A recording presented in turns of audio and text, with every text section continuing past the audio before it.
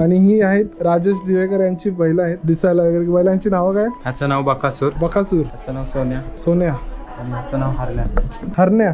अरे वा, हे शर्यतीतले आहेत की? शर्यती मधले. तुला ओळखत असतील ना? हा. हे मारतात बघ असे कोण आलं तर असं? नाही नाही घरी नाही ना, कोणालाच नाही. मी लावू शकतो का? हा फर्स्ट टाइम एक्सपिरियन्स. लाड आहे की येतो असं.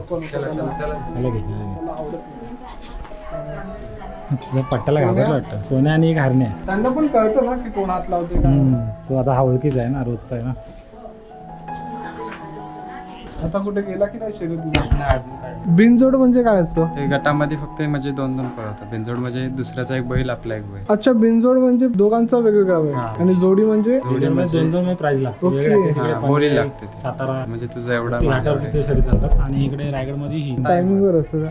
अरे वा. आणि बघ ना, बैलांचा बांधा बघायला गेला ना, एकदम थर्ड पाता आणि तगडे पण वाटतात. असेच असतात बैल की अजून त्यांना? रेसिंगसाठी बारीक लागतं. रेसिंगसाठी. मित्रांनो, तुम्ही प्रत्येक बैल बघू शकता ना, एकदम शरीरयष्टी एकदम सरळ आहे. म्हणजे आपण नॉर्मली जे बैल बघतो ना, ते एकदम धष्टपुष्ट असे खात्या पित्या घरचे असतात. पण हे शर्यतीतले बैल पाहाल ना, तर एकदम मला तरी स्लिम हो खरं. विराट कोहली विराट कोहलीला फॉलो करतात. त्याचा व्यायाम वगैरे काय असतो असा? काय नाही, त्यांना फेरा म्हणजे प्रॅक्टिसला नेतो.